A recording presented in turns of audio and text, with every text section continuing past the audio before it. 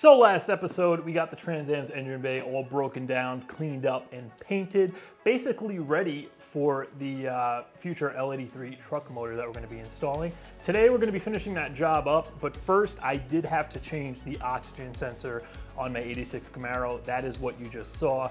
That car is actually the same year as the Trans Am here, and it is the Trans Am's roommate. I need to pull that car in and out so I can work on this thing, and hell, it is an '86, so I feel like it kind of deserved a spot in a Trans Am episode here. But today we're going to be cracking into the engine bay once again. We're going to clean up all the little parts I took out, the steering box, the hood hinges, the brake booster, the overflow tanks. All that stuff's going to be cleaned, painted, reinstalled. Then we're going to be jumping inside the car. We're going to tackle the heater core, putting a new one in, getting rid of all of the mouse-eaten insulation, fixing any rust on the floors, laying some sound deadening down. Then we're going to jump to the back of the car, specifically the fuel tank, to do a more controversial mod to the pump tank door. It's a door. We're cutting a door for the fuel pump. Like it or not, it's happening.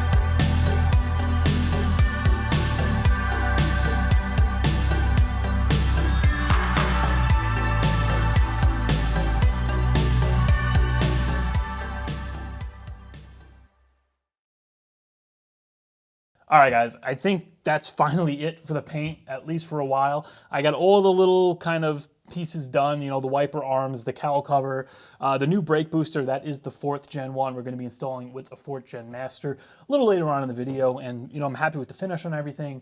And a few of you guys may notice we didn't actually do the steering box yet, the steering shaft, or the overflow tanks, the yellowed coolant overflow and the washer tank. We're gonna take care of all that stuff later on in the video, but for now, we're jumping back here and we're gonna start on the fuel pump door. So depending on who you are, you're either gonna love this mod or hate it and promptly unsubscribe. Pretty much what it comes down to is what you use your car for. On the Trans Am here, my Camaro, my cars are highly modified. I'm always tinkering with them, doing stuff with the fuel system, adding more power, you know, whatever I may be doing. If you have a stock car, stock IROC, all original, Trans Am, whatever it may be, you're just, or if it's just, you know, a future project where you're keeping it stock, you're just cruising around in it, your fuel pump goes out, just drop the tank, do it the normal way. There's really no need to do this mod. But if you're like me and your car's a modified, this just, it makes sense. So in these cars, the fuel tank is located right under this hump, and the top of the tank, right where the pump is right about here. As you can see, there's no way to actually get in there and change the pump without dropping the tank down. Now, there are some mixed theories as to why this is. For one thing, this is the rear crumple zone of the car. So if you're, hit hard enough, this could potentially crumple up. And if you have a door here, it's just gonna pop open and potentially spray hot fuel all over the interior and its occupants. On the other hand, fuel injection wasn't super common at the time when these cars came out. So some people may argue that they had no need to put a door here. But whatever the case may be, if you are gonna go ahead and do this mod, the kit I got here is the one to use. This is a kit from Detroit Speed. It comes with this super beefy 1/4-inch flange. And we're just gonna weld this to the floor, cut the hole out, and then it has this aluminum cover that bolts down with these hex-headed screws. So to cut this out, there's this picture floating around online. I'm gonna link it down in the description. But it basically just shows some measurements in correlation to these stamped body definition floor lines, whatever you want to call them. So it pretty much maps out exactly where you need to measure and exactly how big to make the hole. Now on this part that I marked out, the pump is right back here. So when I install this, I want to put it all the way to the back of my line.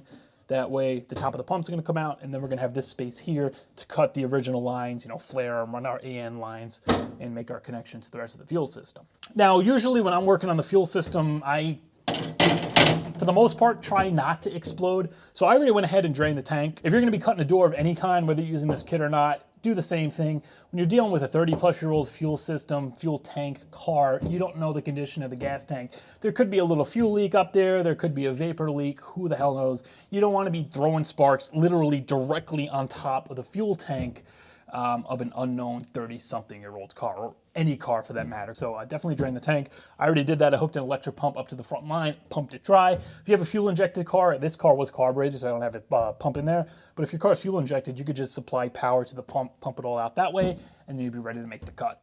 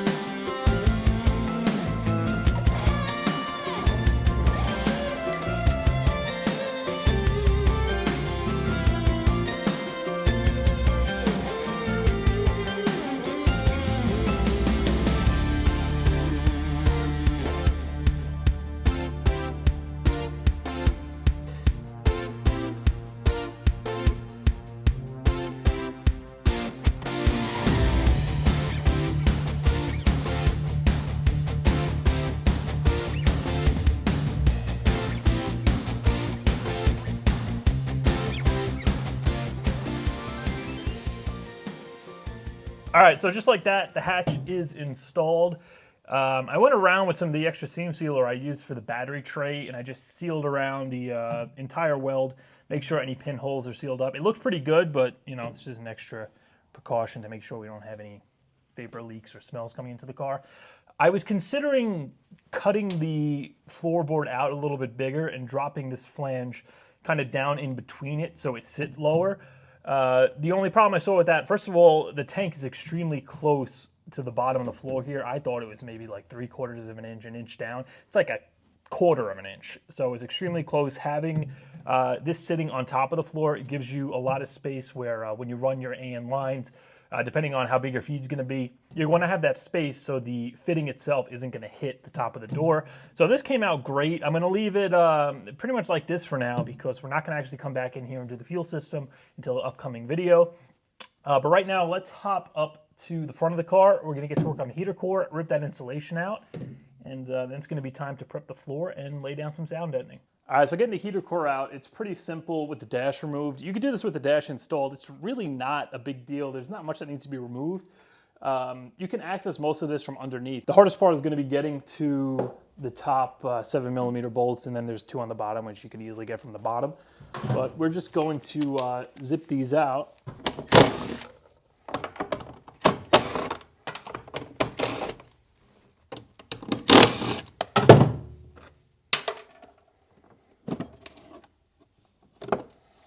The cover comes right off. And then here's our heater core. And this is actually kind of held in place with this door. So we're going to take 2 more 7s out. This is going to slide open. And then, well, normally the heater core it's usually kind of in this clip. I don't know if somebody was in here before, they didn't put it back correctly, but it's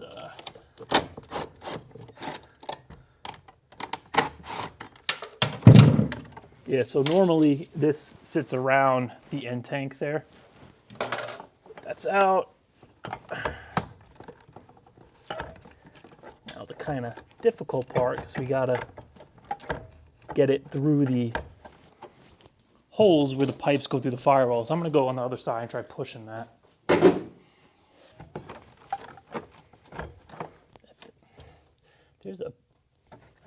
That is another rat's nest. And wow, that is a lot of shit. Well, we already knew there were mice in here. That's why we were in here, to get this insulation changed out. But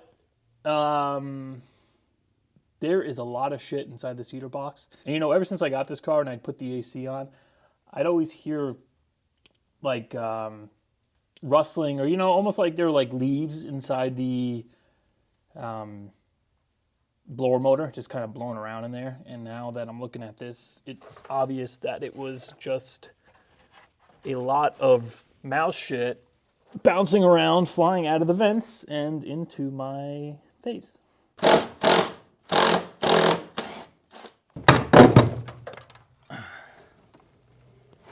There he is.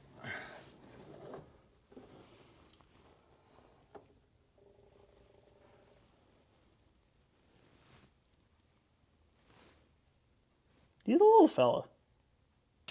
So right now I'm just pulling off the vacuum hoses that go to all the vent controls. Oh, that is all shit. You hear that? That is all shit. The biggest problem is these, you know, the fittings, the ports, because a lot of the time, or over the years, they get kind of bent out of shape. Because that's the part you're gonna really have difficulty with when you go to put this in. It's trying to get those both perfectly at the same width so they slide right through there. You can see once they're out of there, the whole thing comes out, and this actually doesn't look bad at all. I'm gonna put a new one in anyway, because obviously we're in here, but yeah, this is absolutely fine. I don't know if it was changed or not, but looks like it's in great condition.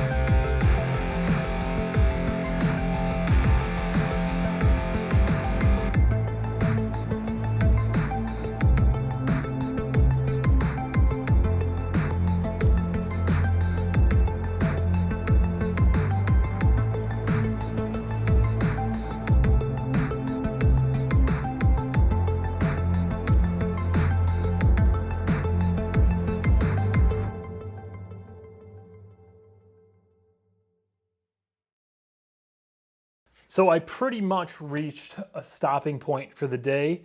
Come inside. I got to show you up close exactly why this video is going to be just a little bit late. All right, so we have a little bit of a rust problem. Nothing severe, but it is going to take a little extra time to fix it correctly. Let's start off in the back here. I just cut out those two pieces there that were, you know, relatively rotted through. You can see a lot of it was kind of just pitted and just a few spots are starting to come through. But the problem is you can't really just cut this little section out because when you try to weld it in, this is all just gonna burn right through. So I figured I'm just gonna pull out the really kind of thin sections and repair those. Here's the, you know, more rotted section that was actually up there like that. And other than those two spots, this is all just kind of surface rust. You can see there's a tiny little pinhole here. This I'm just going to coat with Pour 15 along with the rest of this and probably just hit it with a little seam sealer. It's not worth cutting all these little tiny holes out just to patch them when, you know, they're really not a structural issue. They're not super rotted. The rust can be stopped at this point. So that's what I'm going to do for all the little stuff. Over here, we have this little hole and it appears there's like a thick bracket probably for the rear suspension over here. So I'm just going to hit that with Pour 15, slather it with seam sealer as well. And back here, basically the same thing on the passenger side. We got a little rust through right there. There's a little bit right where the body drain plug is around here. I'm going to clean that up, Pour 15 it, seam seal it because these plugs are seam sealed into place anyway. The whole passenger floorboard is actually really, really good. The driver's side has most of the problems. So coming over here, you saw in that close-up, we had a rot hole right where the heater box was. I cut most of that out. This is just the top layer where it kind of sandwiches on top and then it's spot welded. That I'm gonna grind away and then we'll have clean metal like this underneath that I can weld to. So that should be pretty simple. I can access it from the passenger footwell too, so I can undercoat it and everything. But the real issue is the front driver's side kind of corner of the footwell over here. So for one thing, there was a little hole in the floor here. I started cutting that out and then I realized the rust kind of went up this way. I cut all the way, this was pretty good metal. I just cut it all the way up so I could see what's going on. You can see the entire inside of the frame here is just filled with dirt and just rust flakes and sand. However, everything in here is solid. So now that I have this cut open, I could come in here, slather that with the rust encapsulator, make sure I could stop the rust. And then I'm just going to clean this up here. I'm going to weld a plate from up here to down here, seam seal it, and then I'm just going to weld a piece of the floor from here to there. So we're going to weld it like that, and then we're going to weld it like that. That should be fixed. And lastly, another thing I wasn't planning on doing, I'm going to come in here and try to chip away as much of this seam sealer as I can. Most of it comes off really easy just poking it with a screwdriver. It's completely brittle, dried up, not sealing anything anymore. So once I have all that out, I'm going to get a couple of more tubes of the new stuff, just re-seam seal all this kind of space here. I dug some of it out. Nothing's rusted through aside from this little hole. Once again, probably just going to Pour 15 it, slather it with seam sealer, and I'm going to reseal this entire channel. And on the passenger side as well, all back here, I'm just going to put brand new seam sealer.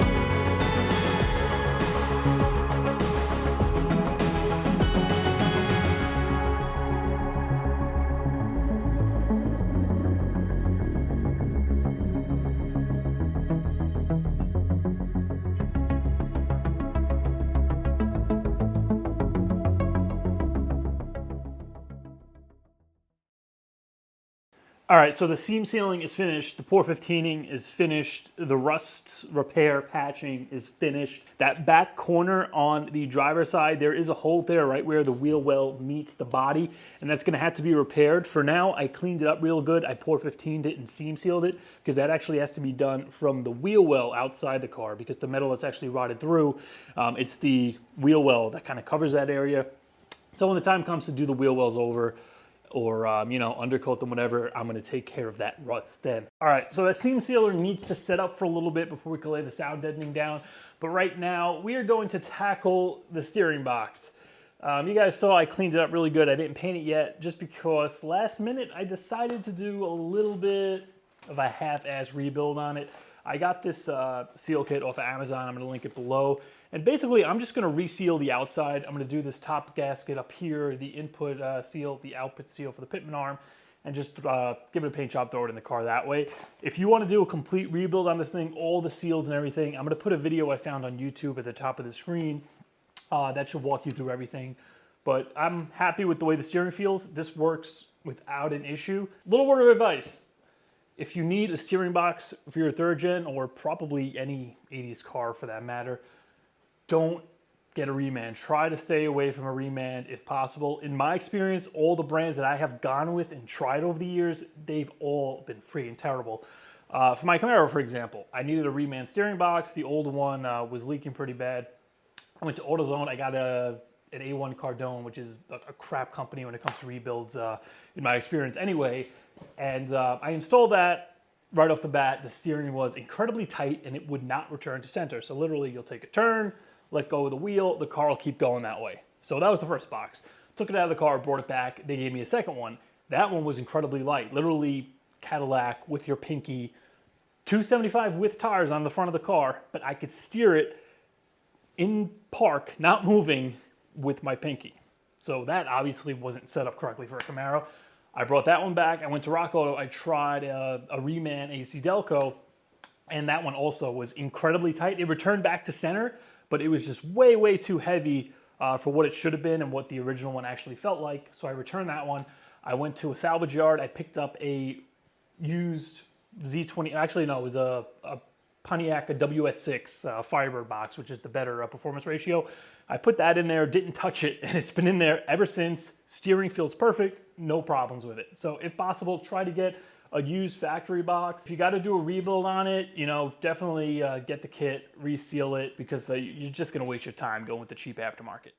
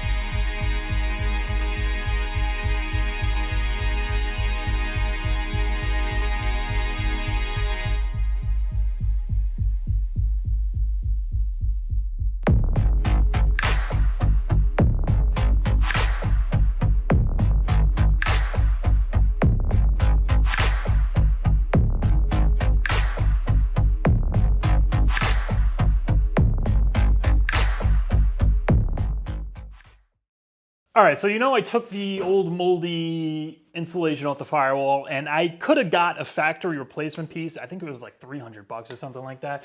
But I decided to go a different route, and I picked this stuff up off of Amazon. It was pretty inexpensive.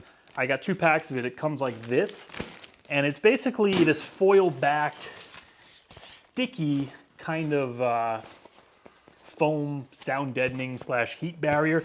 It doesn't feel as heavy as the factory thing, but you can see, you know, it has something to it. It's got the foil that's hopefully going to keep heat away. And when I install this, I'm actually going to run it down to the front of the driver's seat, just because that's where the exhaust runs down, and you always get a lot of heat coming off that passenger side floorboard, especially when you run long tubes in these cars. So yeah, this is going to go on the firewall down to the front of the floor. For the rest of the car, I picked up this Kilmat. They also sell Fat Mat. I thought this was a little less insulting, but this is just like a Dynamat ripoff kind of thing. I'm just going to line the entire rest of the, you know, the hatch area, the floorboards in this, and this is supposed to just kind of not so much stop sound. It kind of densens. Is that even a word? Denses. It stiffens everything up. It keeps kind of stuff that would rattle, pieces of metal that would kind of resonate from moving that much. And it, you know, it silences it that way. This stuff was cheap enough. I got 3 boxes of it, and I'm probably going to double it up, especially in the hatch area, because you get a lot of resonance from the exhaust back there. But yeah, we're going to use the foil stuff, firewall, do the rest of it in the Kilmat. And the only other thing I need to figure out are the gaskets for all the stuff that bolts to the firewall. Now, before we get to laying this stuff on the firewall, I do want to mention all of this stuff used to have a gasket. So the heater box had a gasket that ran along the perimeter that seals, you know, the engine bay from inside of the car. Same thing where the steering box or the steering column connects to the firewall. There was a gasket there. I haven't been able to find reproductions for this stuff. So I think what I'm going to do, and I hope this doesn't leak, is use the foam here as my gasket. Because if we look at this piece of gasket that's stuck on the heater box, it looks like a friggin' dead ringer for this that I'm going to be installing. So I think this is a little softer. I don't know if this is like 30 years old, so that's probably why it probably dried out over the years. But it's basically the same thickness. It looks like it's made of the same stuff. So yeah, I'm just going to neatly coat the entire firewall in this, and then I'll come in with a knife, cut around it, and I'm hoping that's going to seal up, you know, any water from coming in from the engine bay. For the little remaining holes that I'm not sure what I want to do with, I managed to get this sticky back kind of gasket material that's not nearly as thick as the factory stuff, but this is the hole where the gas pedal used to pass through. I put a patch like this on the other side and here, and that's stuck on there really well. So this is basically going to seal that hole up, at least temporarily, because I didn't want to weld that shut, because that's a good spot if I need to pass wiring or a hose or something through. So that's patched up like that. For the old cruise control harness hole, I got these plastic plugs off of Amazon. I'm going to link them below. I put one down there, so once again, that could just get popped out if I ever need to run a wire back through there. And everything else is pretty much going to stay, because the headlight, I think a piece of the headlight harness or the hood cable has to come out through there, and then the headlight harness, I think, passes through there. So yeah, those holes are taken care of.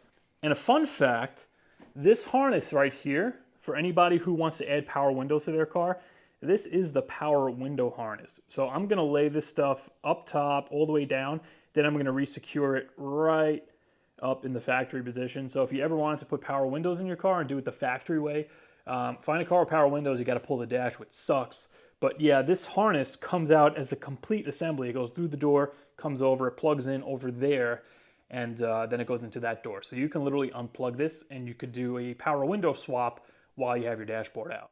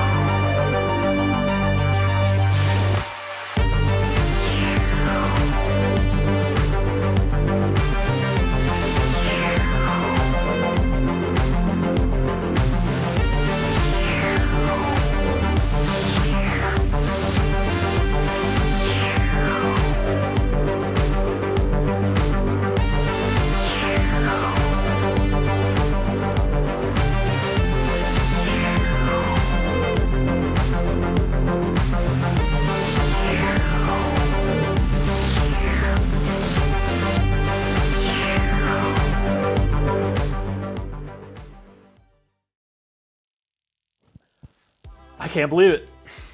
We're finally done here. I've been working on this video, man, for over a month by now. Between the curveballs with the extra rust I had to fix, I completely underestimated how long it was going to take to run all the Kilmat. I figured one day I'll get all the Kilmat in, next day I'll finish the editing, and that'll be the end of it. Yeah, not as I expected. But regardless, we're done here. I'm going to try to recap everything I did in this video, just to kind of give you guys a guide for what's going to be coming up. Fuel pump access door is done. I'm going to link that Detroit Speed part down in the description.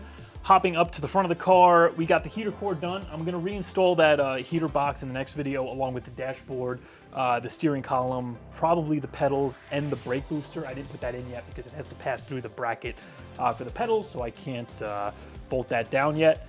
Hopping into the engine bay, we got the steering box rebuilt, we got the wipers installed, the cowl cover kind of reinstalled, the new motor mounts are in, and the 2 overflow tanks. I got the new coolant tank and I got the new washer fluid tank, and I'm going to link those down in the description as well. I went to a newer late 80s, early 90s tank that has the washer pump mounted to the tank.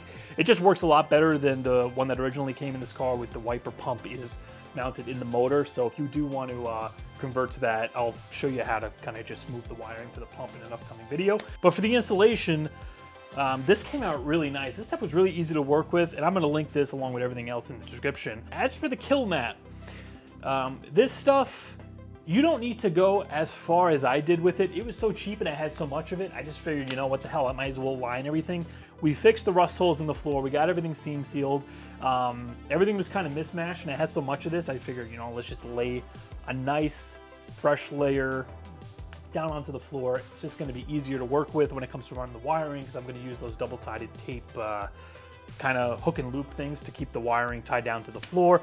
Not only that, it looks a hell of a lot better, even though it's going to be covered in carpet. And I think this is going to provide an extra layer of protection in case, you know, water did somehow make its way back in here with the T-tops.